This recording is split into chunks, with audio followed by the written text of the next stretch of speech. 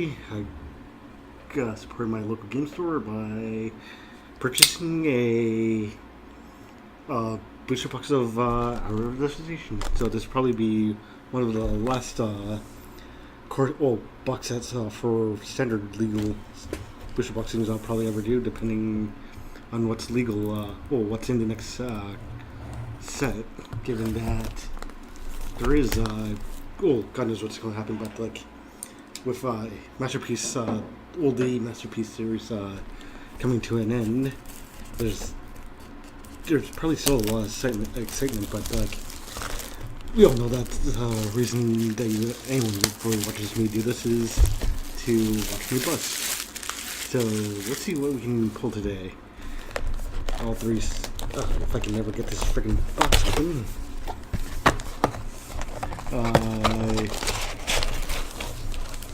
36 boosters. Well, hopefully, considering how much I spent on this, I'm not actually probably going to count through all of them, but screw it. Let's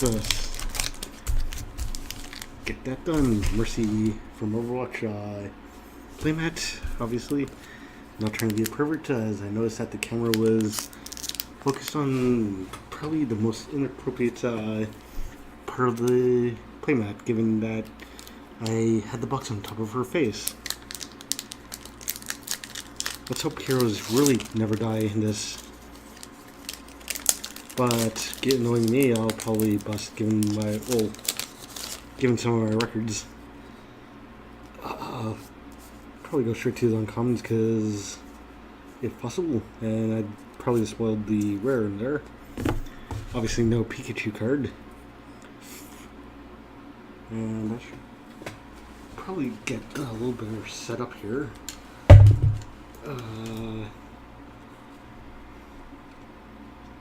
This showing off, apparently, because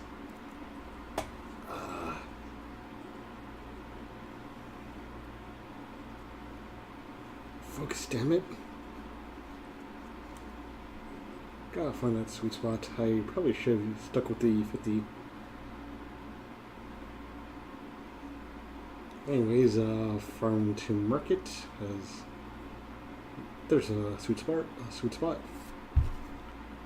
I might go and try to pronounce that, as I already butchered it. And first rare is Leave to Chance. Return. Full art rare. I mean, blind.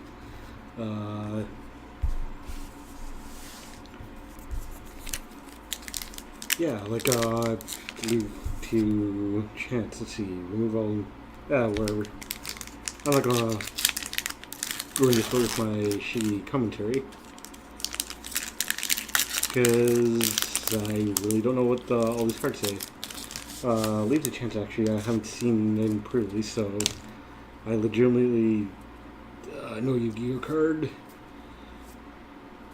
Got the Shaft.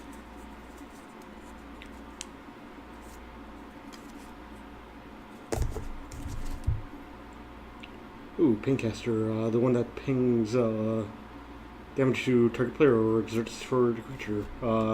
Play that within pre-release. Wouldn't say it's Superstar, but now this is an Obelisk Spider. Now this is an All-Star, or at least in sealed. And Pride of the Sovereign. As this pack 2.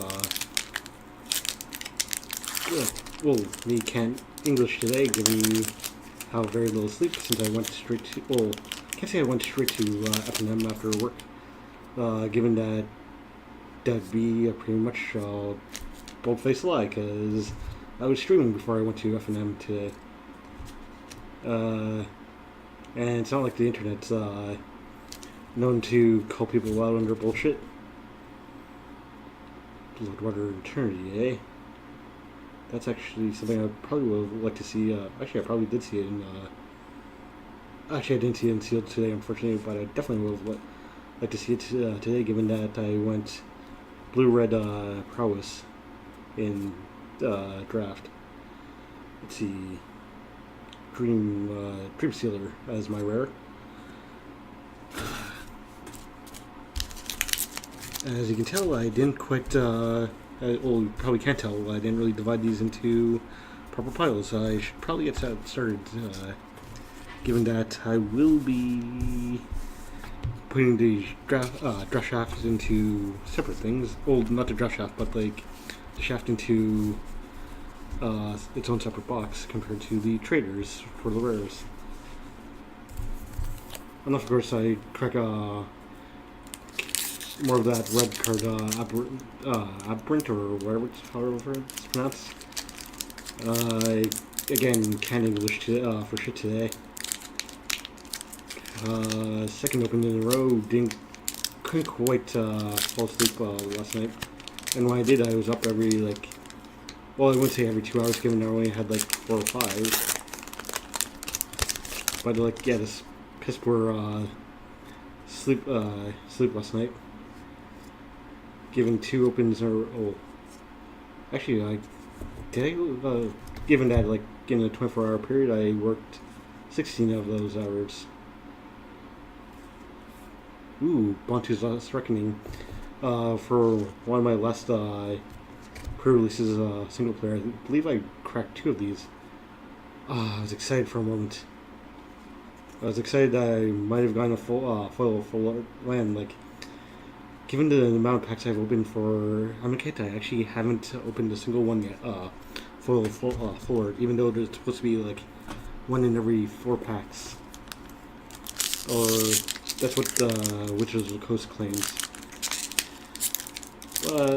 Given the value of them, like, I would have liked to see some more, but like, unfortunately, fortunately, I should say, for at least the players, the EV of Amonkhet and our don't seem to be that high, because they seem to prioritize the players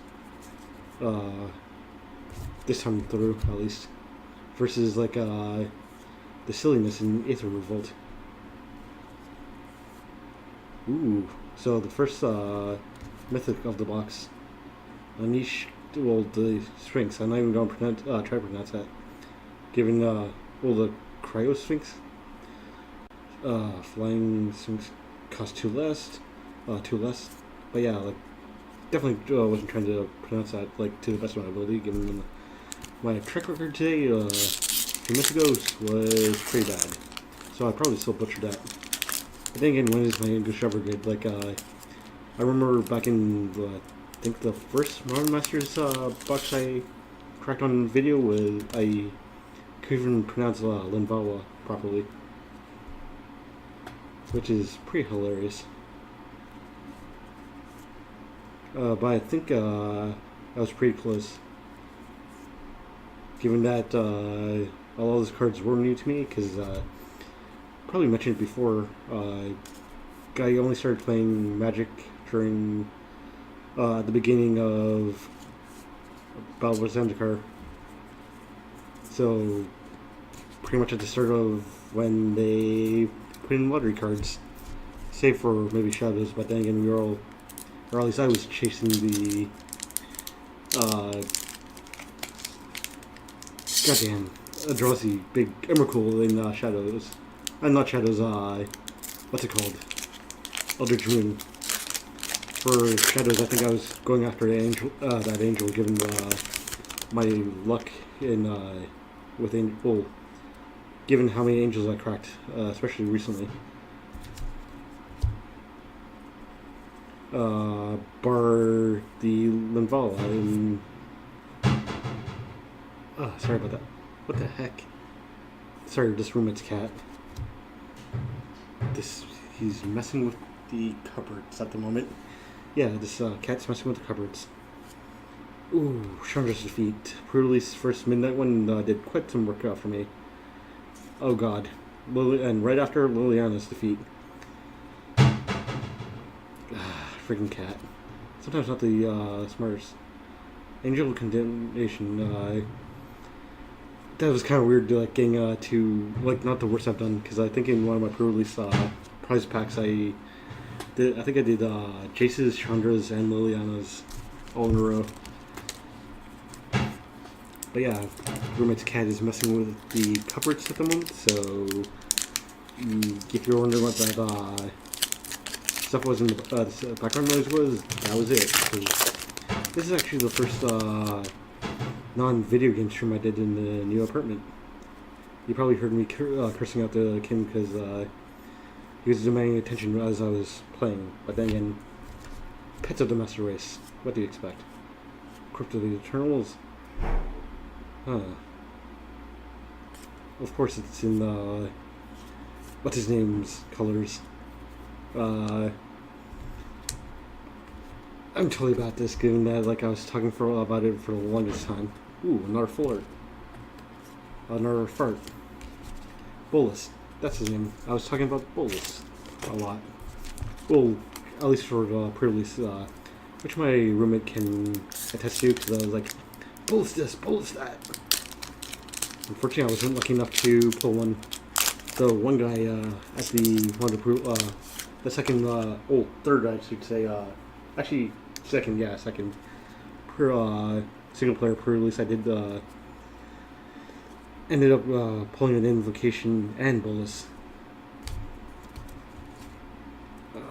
Let's see. So that's Unconventional Tactics, Jace's Defeat. I think I'm only missing Nissa's and Gideon's. Actually, yeah, and Jace. Ooh. Now this is the second mythic and sealed for my roommate. At least this actually did surprisingly well. Well, not actually can't say surprisingly, but he did amazing. Crescent Sunmare. Obviously not the chase card I was looking for, but because obviously for me it's Bolus. But dang it, who's not trying to open a Bolus or an Invocation? I should probably keep the screens active just in case someone's actually in the channel for whatever reason.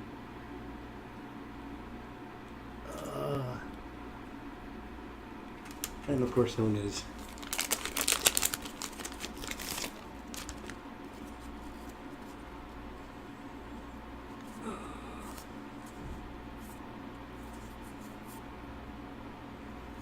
Supremo. For 3, 1 blue, counter counts.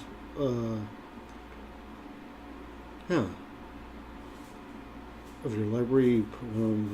Oh, fair enough. I can't say I haven't seen that, but I believe red has a better card in my opinion for that. Until appeal to authority, Sandchandler, and Chaos of Moth. Did this at the midnight pre-release and got one of them. And nice spell art first. But yeah, definitely a pretty good limited. So red field wipe in addition to a 6/6 creature. Obviously the issue being reaching actually 7 mana, 2 red and 5.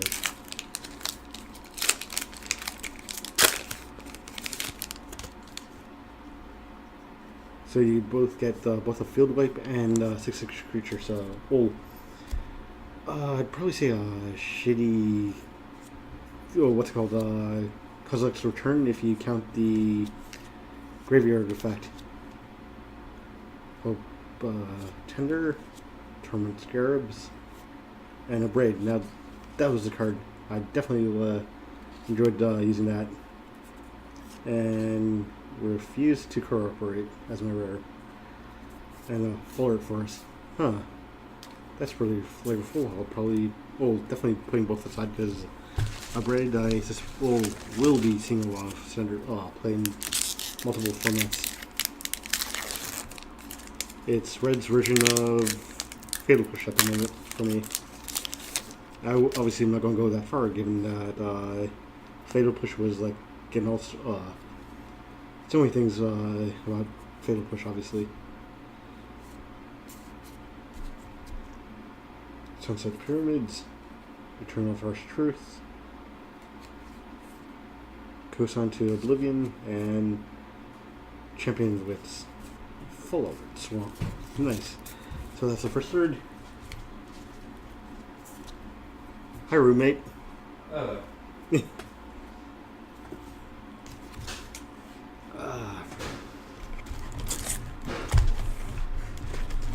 What's up? Oh, my bad.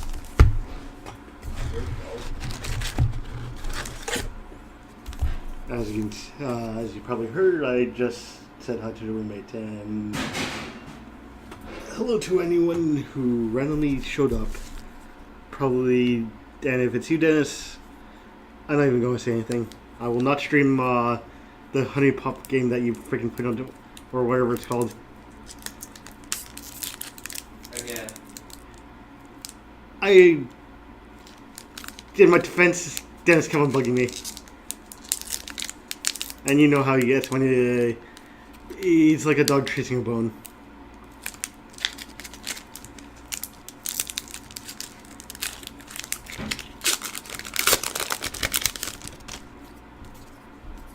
Second third of the fucking fuck. I forgot how to English today.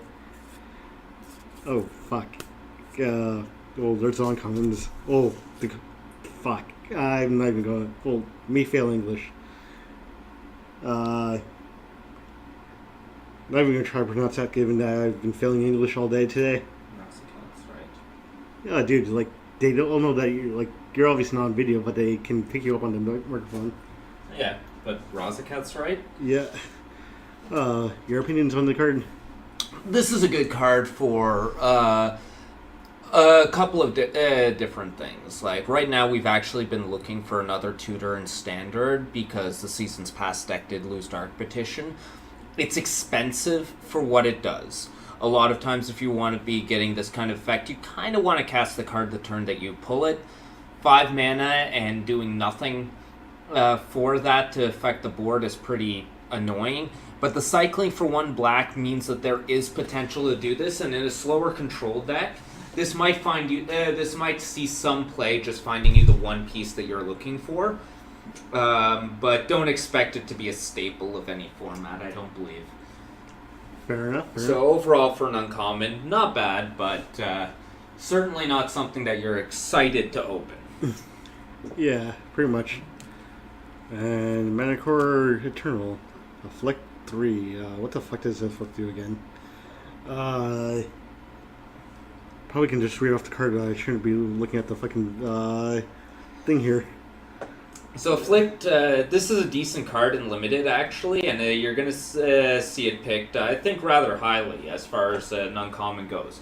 A 5/4 for 5 mana is reasonable. It's not something you're upset to be playing, but it punishes trump blocking as well.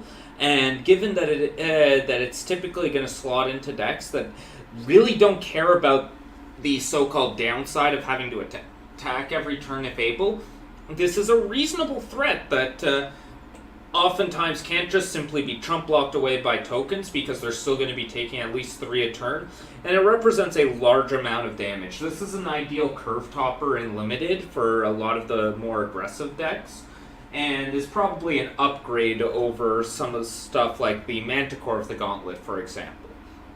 It also, one thing to note, especially if you're playing black-red in Limited, it does have the zombie creature type, and this can become relevant in a couple of areas. This is a card I would actually pick rather highly, but it's not necessarily something that you want to have more than 2 copies of in your draft deck, just because it is a 5-mana card that that typically only does well in a more aggressive deck.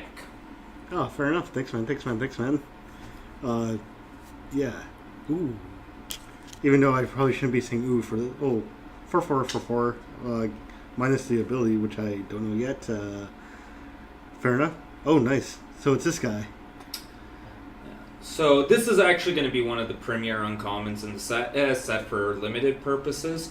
A 4-mana 4/4 is already fully playable as is, but being able to give it both Vigilance and Death Touch at a very low cost to it as well is actually kind of phenomenal. Especially considering the creature with the -1/-1 counter does not actually have to be on your own creatures. although that will be most often the case, especially in a set with effects like Lethal Sting and Obelisk Spider and the like. This is this is definitely a card that green decks are going to be looking for, and is one of the cards that would pull me into the direction of playing green and limited. Fair enough. Thanks, man. And yet another. I can't say yet another fucking Hydra, because given that this is the first one in this video, but as the channel probably knows, or at least me and you know, we opened a shit ton of Bristling Hydras. Not that that's a bad thing, since Bristling Hydra is just a fantastic card and is seeing a ton of play in Standard right now. Yeah. This Hydra's probably, it's definitely worse than Bristling Hydra. But even at the fail case of spending 4 mana for a 3/3 Vigilant Reach Trample, you're not upset about that deal. And given that it can be a 5/5 Vigilance Reach Trample for 4 mana, that's great. Like, thumbs up for that. It does not take much to turn on at all in Limited. And you might, if deserts actually become a thing, as I think that the cycling deserts are reasonable, and the actual effect deserts, or at least some of them, specifically the black, the red, and the white ones, are all incredibly playable, and I think could actually see some play in Standard. It's definitely a card to keep your eye on. It's a very efficient threat for its cost. Fair enough. And first of all, the booster box. Aerial Guide, it's common, so it's a common, so well, 2/2 for 3. Yeah, but not actually. This is actually one of the cards that I think really boosted Blue's power level in Hour of Devastation for draft. A 2/2 flyer for 3, Windrake, is relatively playable, more playable in some formats than others, but the effect on this card in particular is actually phenomenal in any kind of aggressive blue deck. For those of you who can't read it, whenever it attacks, you can give another one of your attacking creatures flying. Being able to curve from a 2-drop into this, and being able to back it up with some removal, you'll very often be able to keep the skies clear, and this thing is going to push through a lot more damage than its relatively innocuous 3-mana 2/2 body would actually lead you to believe. It's also just great being able to drop a much larger creature on the ground afterwards, like say a River Serpent, and just be able to give it flying to get over the numerous high toughness creatures that Hour of Devastation seems to be throwing at me. Fair enough. That's a really good point. Want to open a few packs? Sure, let's open a pack. Fair enough. Let's switch seats. If you'd like. I'll stay here. Oh, fair enough. Not too bad. You can man the can. Alright. So. Just gotta make sure this is actually stable. Sorry about that. So here, looking at another pack. Decent little 1/1 for 1. This card is actually more playable than your 1-mana 1/1s would typically be. Eternalize is actually a fantastic ability. Now, this very much is a filler card, but if you're looking to add, you need to pick up a couple of playables for your deck. This isn't the worst card in the world to actually use, but it's definitely limited fare. Dauntless Haven, aggressive, 3-mana 2/1 flyer. It'll push some damage through, and it works well in the Exert decks. So, not the worst card to pick up, and I would pick it up rather highly if you were actually in red-white, and already had a couple of Exert cards to go with it. Blur of Blades is a lot better than a 2-mana dealing 1 damage sort of thing would normally be.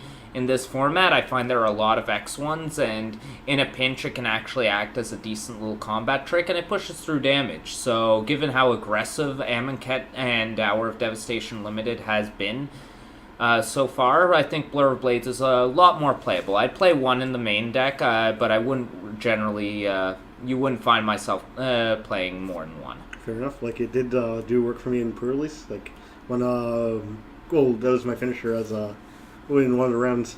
Yep, the 2 damage is not irrelevant. Yeah. Grizzly Survivor, its body is kind of annoyingly weak for its mana cost, given that there are a lot of 3Xs running around. And the effect, while looking good, it's something that I think many people who played a lot of Amonkhet Limited have recognized, is that this is an effect that looks a lot better than it actually is, given that a lot of the cycling cards that you will be picking up are either not exactly the best cards in the world to begin with, or you don't want to be cycling them in the first place. So it is definitely a card that requires a little bit of work to actually get going. This is a card that I found to be excellent for the green decks. It's a decent rate for what it does. 4/4 Vigilance Reach. Fair enough. It's just a solid card. This card, I think it's one of the weaker combat tricks in the set. The Cycling 2 for colorless is a bigger cost than one would typically expect. The actual effect, it makes it a little bit more difficult to actually trade up like most combat tricks can, and often will just save a creature, at which point it's just a 1-for-1. This is a card that I'm so glad that they reprinted. It was surprisingly expensive considering the effect that it had, but was quite useful in a lot of EDH decks. I think it will see some play in Standard. It could even be used in the place of Anticipate in a lot of decks that care more about putting stuff into the graveyard, although losing instant speed is definitely a real cost. All of the decent cycling desert, all of the cycling deserts are definitely playable, especially in main colors, and given desert synergies and how decent they are, I would actually pick these up about mid-pack and not feel bad about them whatsoever. Gift of Strength, it's a basic combat trick. It'll see play in Limited. It's not the best one. It's not the worst one. Crash Through, yes, it cycles for 1 mana, but realistically, this is definitely a card that is a very niche effect, and I can already start to see what's in the back there, so probably get closer to that soon enough. All of the defeats, 4 out of 5 of the defeats are very playable sideboard cards. This is no exception.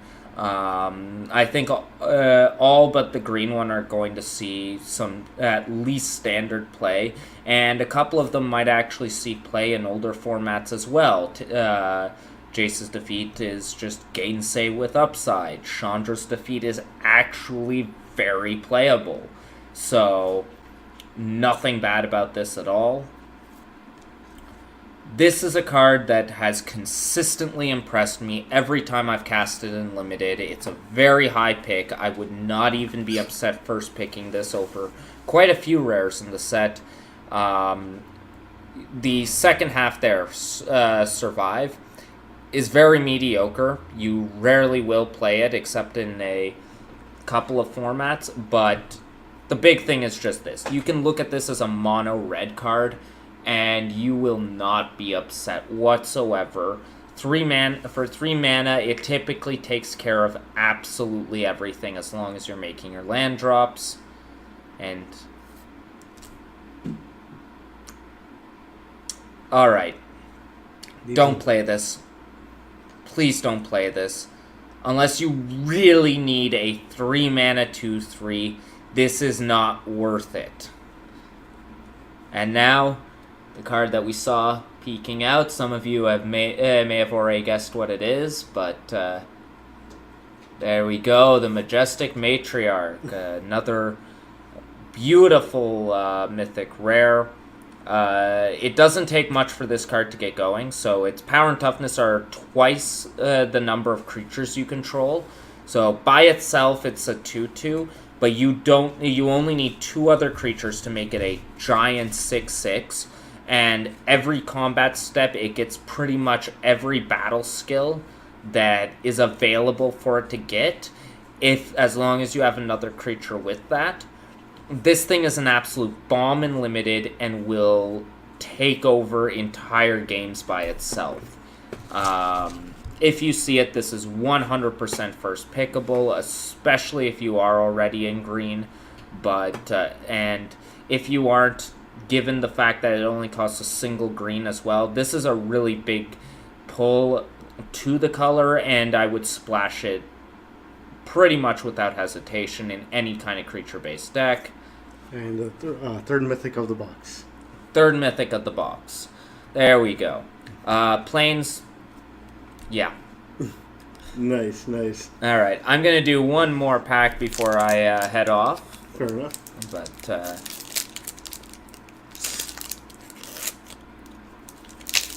take a look at that fresh pack here. So, Disposal Mummy.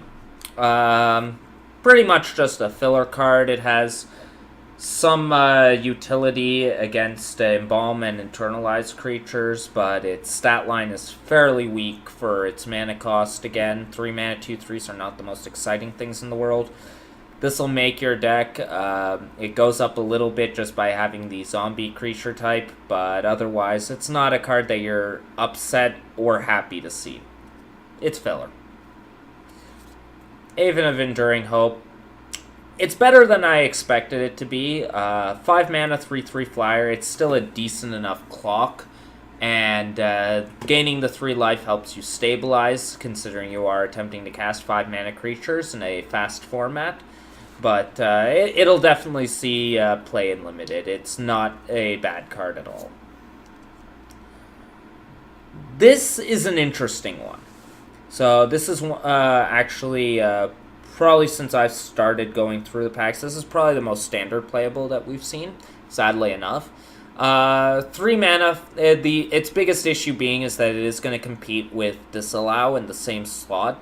But a counter spell that starts being good at around turn 3 to 4, exists as a decent counter spell throughout mid to late game where it just becomes flat counter spell, and early game you can cycle it away when you don't need counters.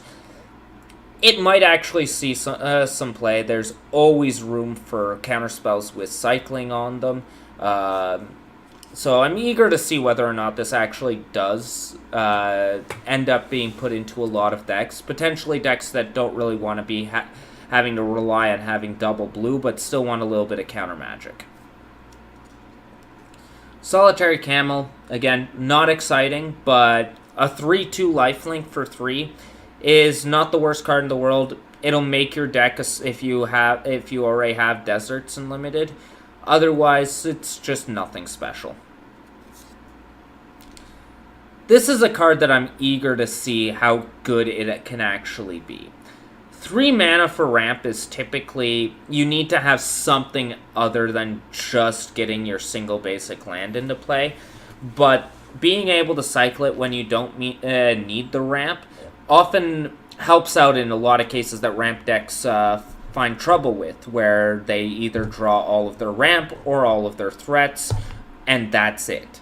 So when you need the ramp, it's good ramp. When you don't need it, you can just give it away for another card, and you'll generally have the mana to do it if you don't need the ramp. So definitely a card I think could be playable. I want to see what it does though.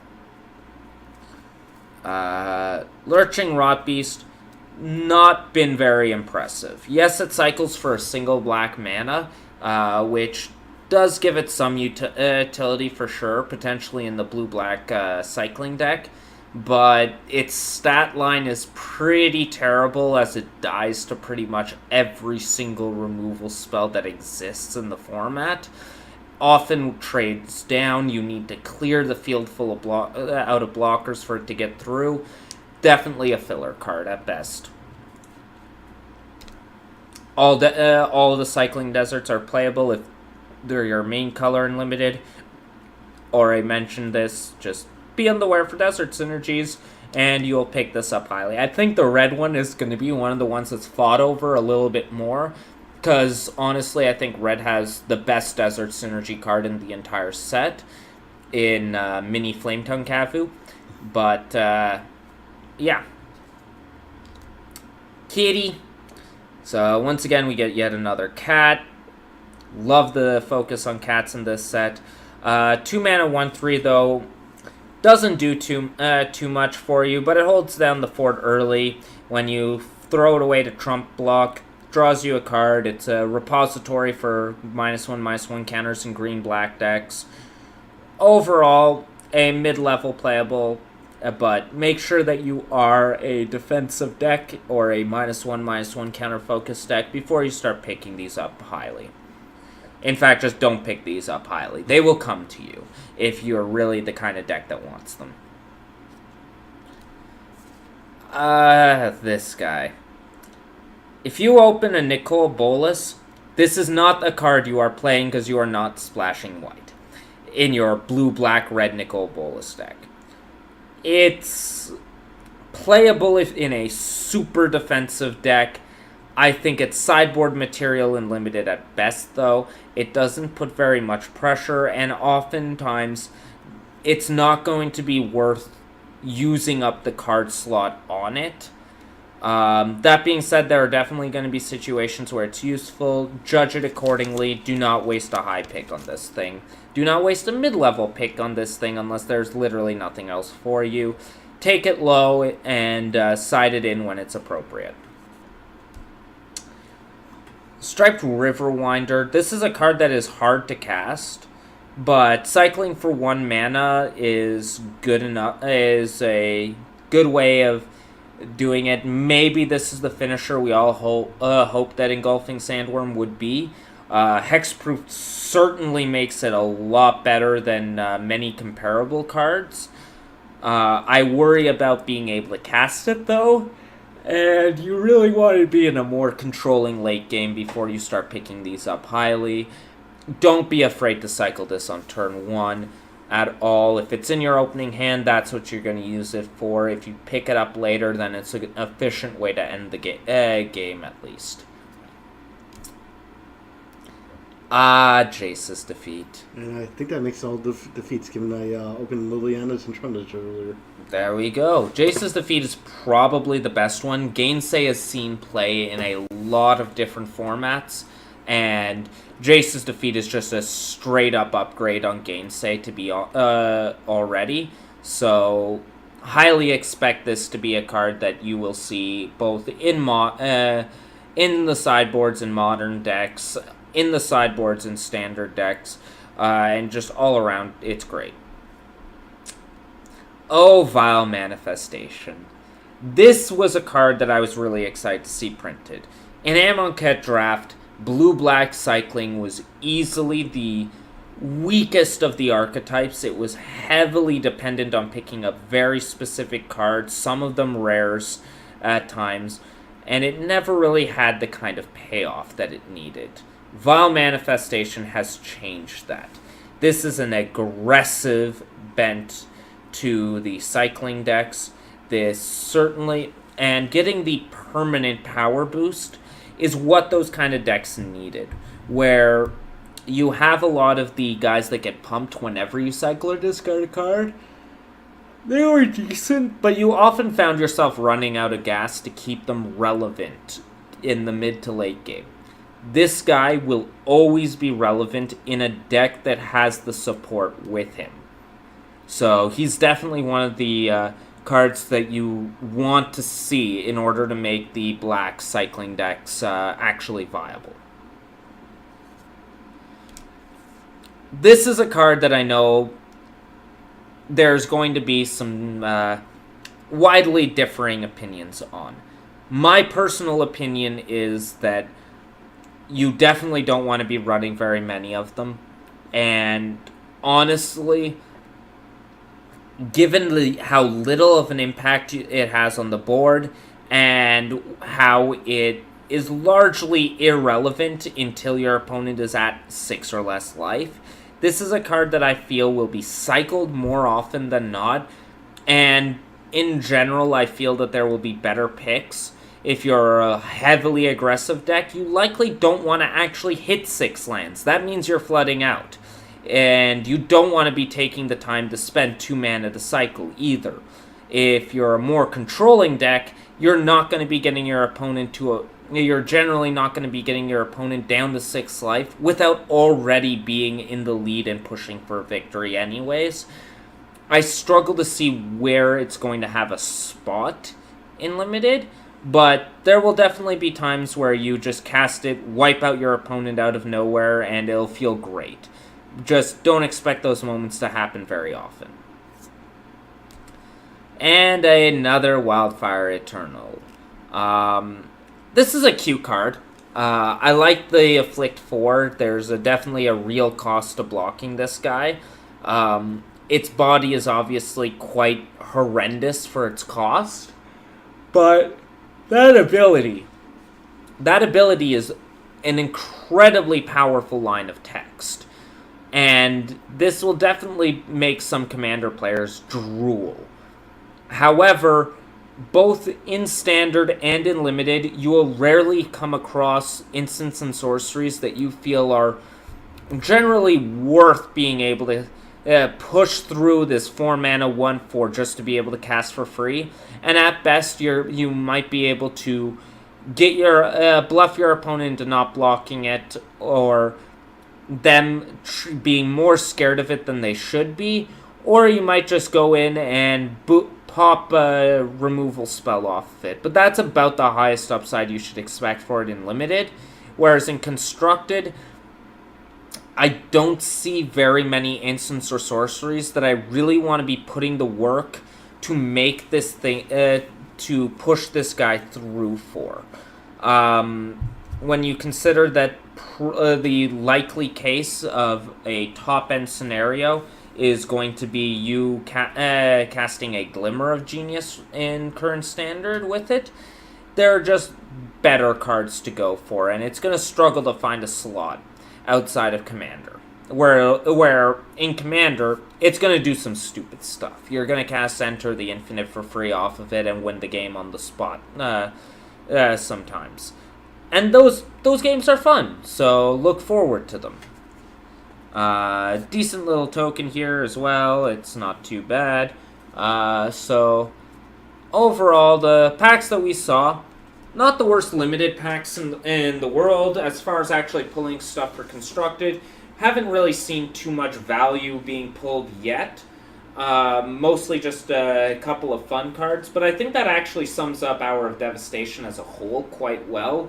I found that there was not a tremendous amount of top-end constructed staples in the rare and mythic rare slots, but that there were definitely some interesting cards that I feel could see some play in a lot of older formats, highlighted by a Braid, of course.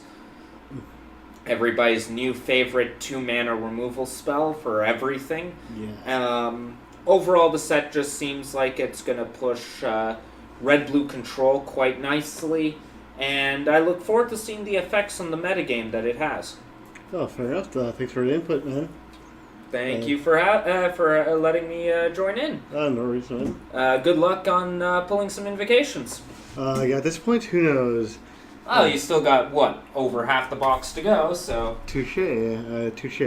And with that said, my camera is overheating, so I'll be taking a break. So I'll probably see you guys after that cools down. Pause here, if I can get to the computer. Camera cooled down. Sorry about the little break there, and yeah. My roommate went back into his room. So I'll be continuing from here. Probably be going back to more of the Just the Sauce type of video, but I'll probably continue some of the discussion that he started, because just probably not expect like the same amount of quality given the fact that I don't quite have the experience that he does. Because like I said earlier, I've only started playing during BFC. So let's get started. I cleaned up a bit since I noticed that they were going cards were going everywhere. So yeah, let's get started again. Just over half the thing, half the box to go. You personally in limited, I'd say you can do much worse than like the scrapper here. As well as the given that like for 3 it's 2/3 with menace, and you can exert to making it a 4/3. And yeah, like there's abilities to untap the cards in the set with combat tricks and such. Mummy Paramount. Let's see, not that much experience with playing this. Whenever a zombie enters the battlefield under your control, gets +1/+1 until turn for 2. Yeah, like there's obviously some neat effects that you can do with that. I won't go into a full rant on like, and with that, given that like I do not have as much experience, even though Black White Zombies still is theme in this set as they were pushing, including kind of like kittens, especially with the tribal set, commander set coming this next month actually. This is actually a card that I played with earlier tonight. So whenever you cycle or discard a card, you get +1/0 to end the turn, and can't be blocked. Like, and the cat just knocked over my keys. Yeah, like where was I? Does well with that red card that lets you discard a card and draw a card. For obvious reasons, in our desert, Justin went over. Well, my roommate went over that before. I will not go into a full rant. Gifts of strength, like obviously, crash through, gain trample, and draw a card. All of which my roommate went over. Angel of the God Pharaoh, again, will not go into that. Braid, now my secondary braid of the booster box, which is obviously something I'll be putting aside because I think it will be seeing some standard play for decide good destruction and removal for a red, and Driven to Despair as a rare until end of turn. Creatures you control gain trample, and I believe my roommate went over this. That there have been better rares, but sometimes that's what you get, and at least it's not that same card in Kaladush. I can't remember what it's called, and I will not waste too much time on it. So let's get this thing going. Open fire, deals 3, it's a 3/3, instant speed to deal 3 damage to anything.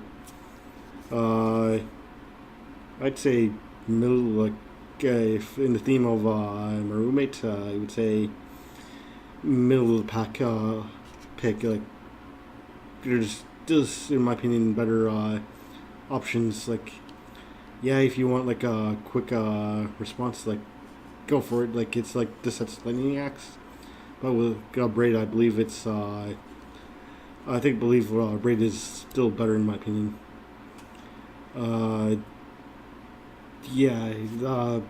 Roommate's opinion's better on that, given that he has more experience with it.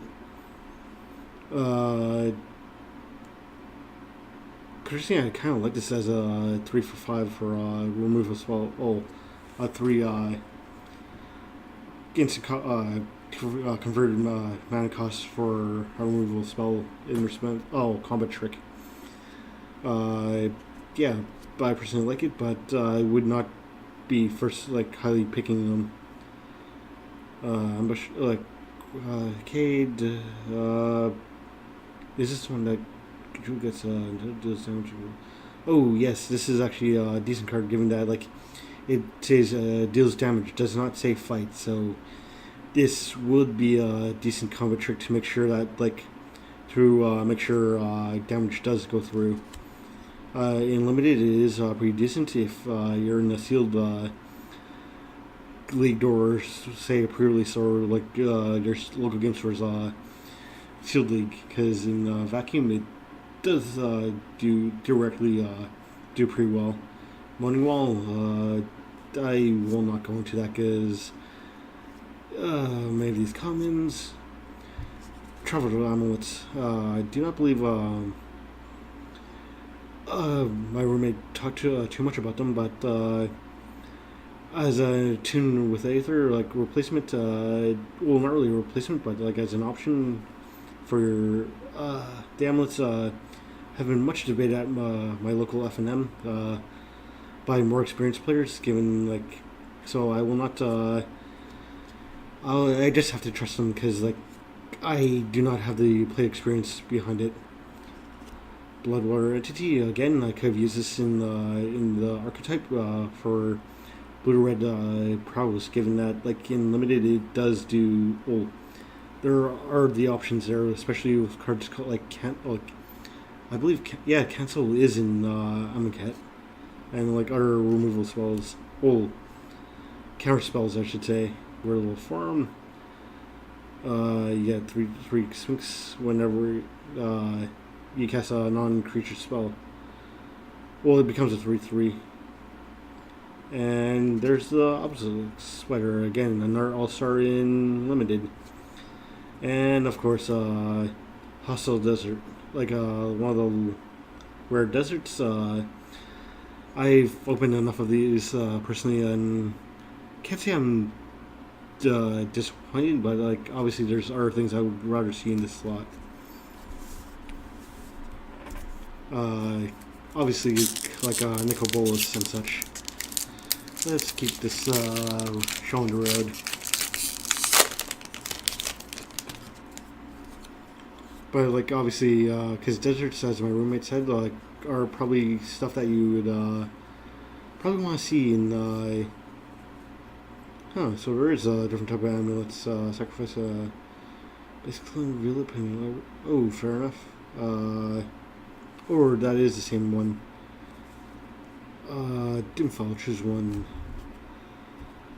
Opponent exiles a creature or he controls. Target with for 3 sorcery. Like, I'd still say that shenanigan, like, as a fairly inexperienced and like who's not really good at draft or even constructed play yet, I'd say like Doomfall, still a solid card and probably will be see standard play, given it would probably be once rotation happens replacing Ruinious Path and such, or something to that effect, given that the it does say exile, right?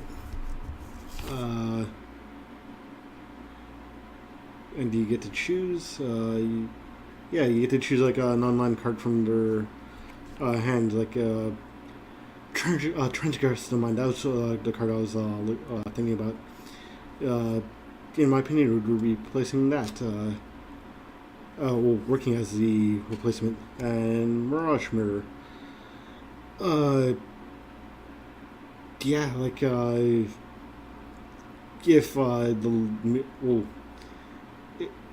this like as a rare, this is actually a pretty solid card I was looking forward to getting my hands on.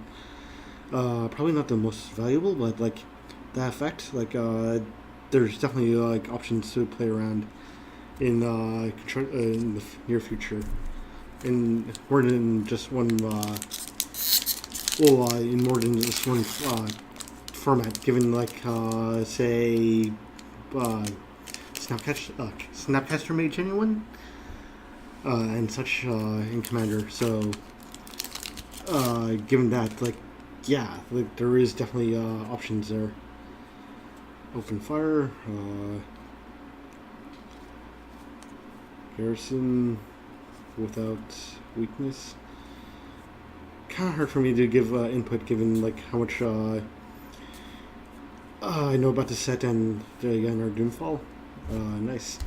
Given that like after trying to follow my roommate's act, let's see, Octor's Last Mercy. Life gain. This like the cost of this, like I cannot see this seeing standard play given the fact that it's like land, like doesn't tap your lands, like in a format that like maybe you'll see some standard play. I mean, not standard, but like commander play, but like in or other ones where like that allows you to untap. Well, you have spell options to untap, like, but just non-standard, which unfortunately is the driving price for a lot of these cards. Even though like like EDH is a vehicle like where you can see like freaking foils going for like have like a 10 or if not more multiplier because of EDH and everyone wanting to bling out their deck. Let's see, tragic lesson. Draw 2 cards and discard a card unless you return one you control your hand. Huh.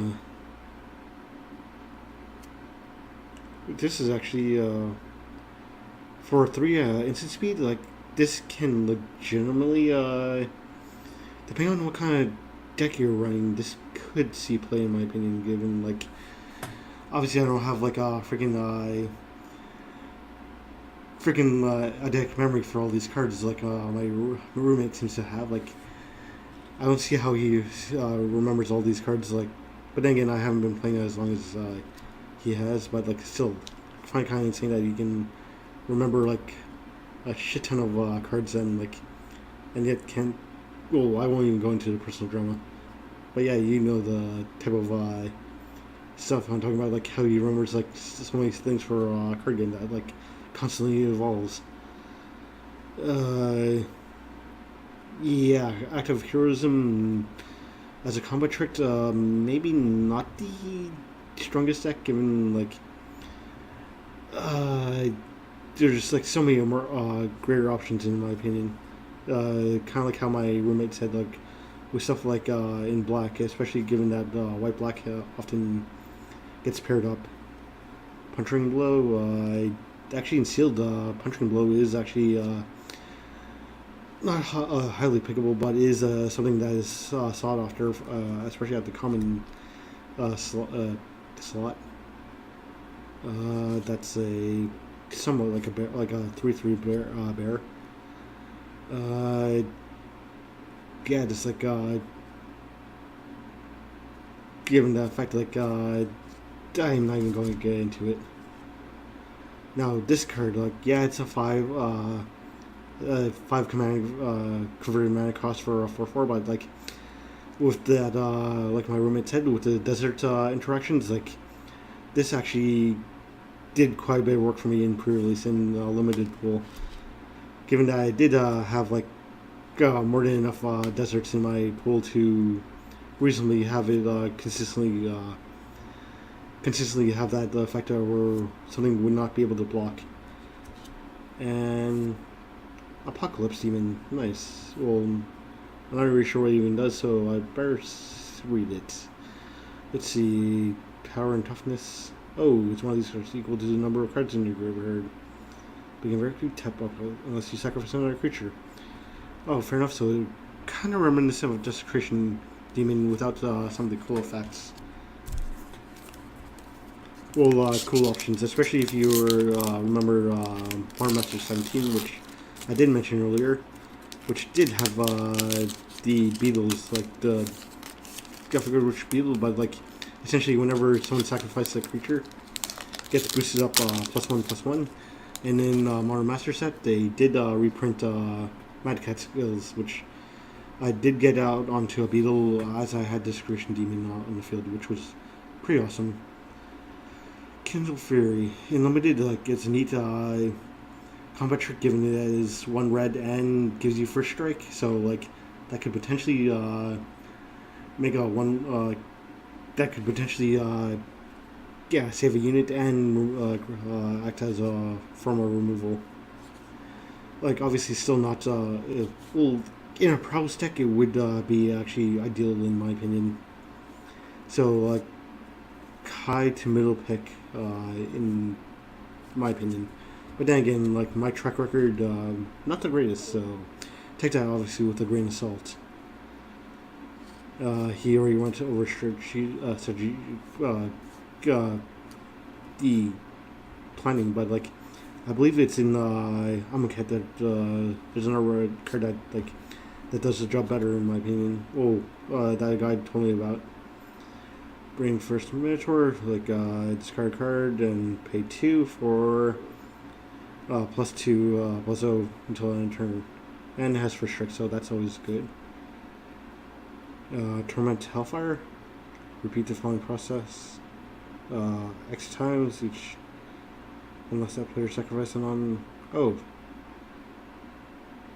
nice. So Tormenting of Hellfire. I can imagine. In maybe not that much. What's it called? Maybe not that much standard play, but like in other formats, like it has potential. Almost on the second row of this, almost 2/3 of the way through, including the pack that I'm holding now. 3 more packs to open, and we still haven't hit the foil rare yet. Let's hope it's something good.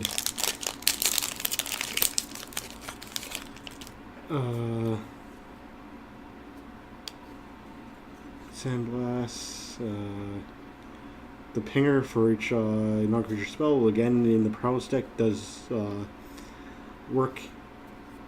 Quite a bit of work, actually. I was actually kind of sad that I wasn't able to draft more of them, because I did get 2 on the field and like casted quite a few things, and like may have not done well, but still something to think about. When it attacks, exile a card from target opponent's graveyard. Probably strong against black, given the set's ability to resurrect from the graveyard. Resolute survivors, you may exert. And then exert deals 1 down to each opponent, and you gain 1 life. I've seen better effects for. Ooh, you saw that, didn't you? You saw that, didn't you? It may not be a Pokemon Yu-Gi-Oh card, but you saw that, didn't you? Digger of the Worthy, Liliana's Defeat, and Nicol Bolas. Awesome Possum. If you don't know what Nicol Bolas does, just search on the internet, because like this is actually the cheese card I've been looking for when I first heard it was announced, but I finally hit the target. Ooh. Nicol Bolas. We all know what he does, but yeah, there goes the one chase card. This I've been looking for. Fourth mythic of the box, and not a terrible one. Ooh. Obviously, his price is going to go down as more get opened up, but like, not the worst. Like, and given the fact that 7 costs for Planeswalker, like, maybe not see standard. Well, I would still have to see. Like, I would dare say not standard playable, but like someone's going to try it. But in limited, like, yeah, you do need something. You do need like the pool to be able to pull it off. But yeah, like, I can't believe I got one. Punching Blow again, awesome for sealed pool. Pretty expensive for a sorcery and a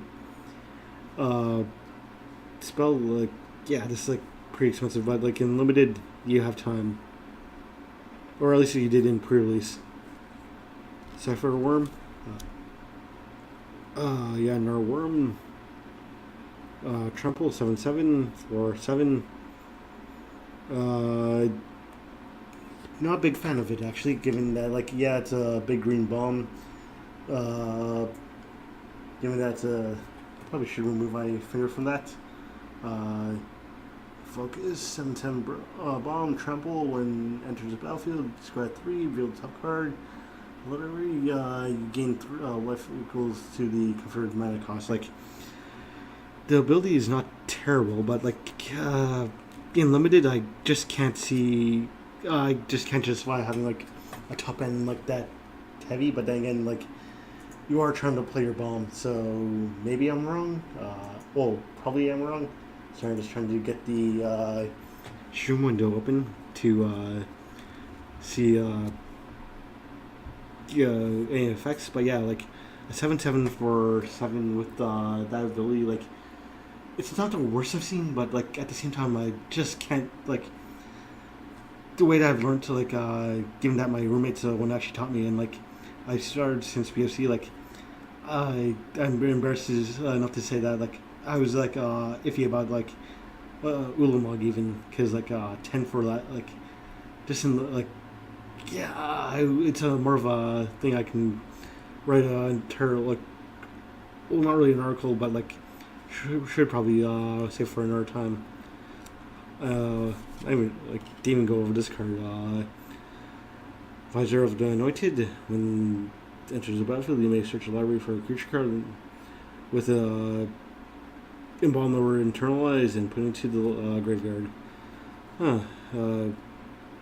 Yeah, I can see that having the effect with some of the with internalize some of the creatures, like instantly getting 4/4 for 7 with like awesome effects and like triggering some of the abilities with especially with some of the zombie decks. I won't really actually complain about it. My camera seems to be overheating again.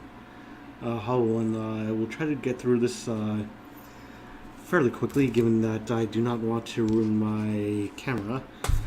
Anyways, and I really do not feel like going through making this like waiting for yet another cooldown and starting streaming again. So let's try to speed this up. Cunning. Wait. Oh. Well, yeah. Well, Saving Grace, and you already saw this. Search your library for X creature cards, different names. So this is the first mythic of the pack. Still haven't hit rare, but yeah. Search your library for X creature cards with different names. Each convert mana cost of X. Reveal them, put them in your hand. Shuffle the library. Not terrible. Well, not the best, I should say. Anyways, this is actually kind of tripping me out. And it definitely is the battery that's overheating. I will... And it took about 23 minutes for it to reach this point. I will probably end the stream here and actually allow for this cooldown to actually happen. But yeah, I will continue recording for the last third and just upload this as a whole, but given that, but I'll end the stream letting you guys know I did end up pulling the Nicol Bolas God Pharaoh card, Planeswalker card, which I'm still in, like, it's no foil Liliana that I pulled in Modern Masters 2017, but still, given the EV of this one, this set, not the worst card that I could pull. So I at least hit one of the requirements for quote-unquote requirements or goals of my of the stream. Anyways, Twitch side, I'll see you whenever I see you. Voice is correct there epically embarrassingly. YouTube, I will continue this video once the camera cools down a bit. Anyway, see you guys.